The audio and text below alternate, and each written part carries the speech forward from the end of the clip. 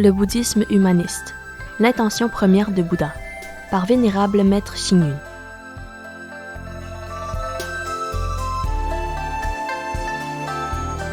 Yun.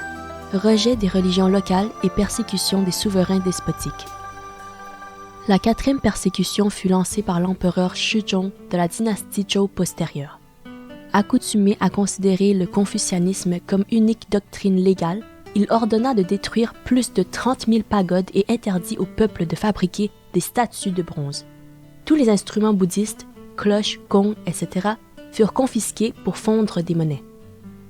Les persécutions citées ci-dessus eurent lieu, soit parce que l'empereur était sous l'influence du taoïsme, soit parce que l'empereur lui-même était xénophobe ou encore par peur que l'influence du bouddhisme surpasse celle du gouvernement.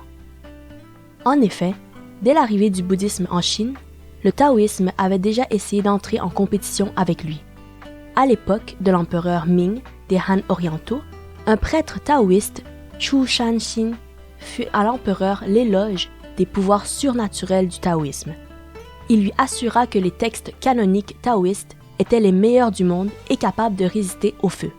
Finalement, lors de la confrontation avec les vénérables Kasyapa Mantanga et Dharmaratna, les textes taoïstes partirent en cendres et les soi-disant pouvoirs surnaturels, voler dans le ciel, entrer dans le feu, marcher sur l'eau, se rendre invisible, etc., ne furent pas du tout corroborés.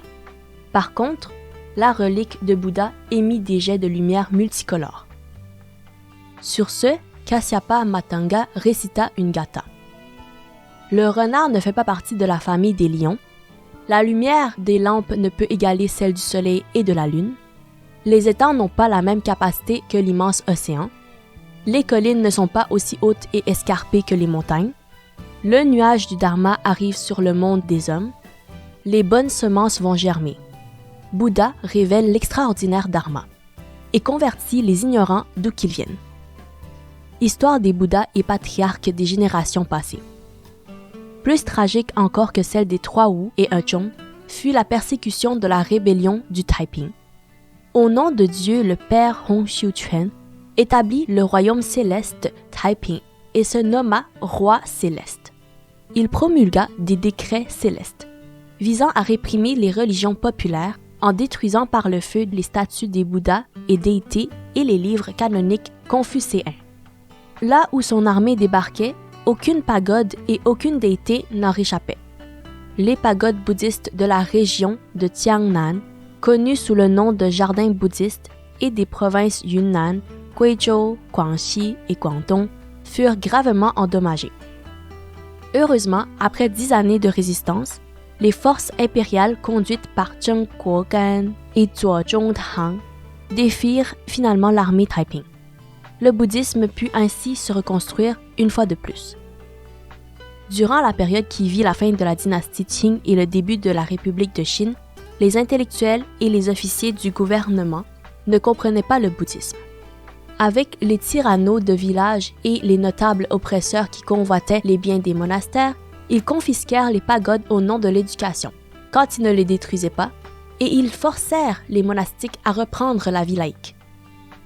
Durant la période de l'expédition du Nord, le général chrétien Feng Yuxiang détruisit une grande échelle les propriétés bouddhistes et força les monastiques à se joindre à l'armée.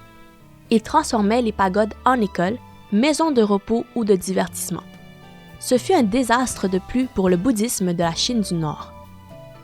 La plus grave persécution dans l'histoire de la Chine fut celle exercée durant la Révolution culturelle.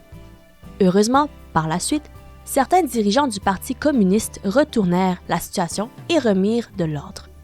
De plus, grâce à la politique d'ouverture de Deng Xiaoping et d'autres, la culture et la religion chinoise parvinrent finalement à survivre.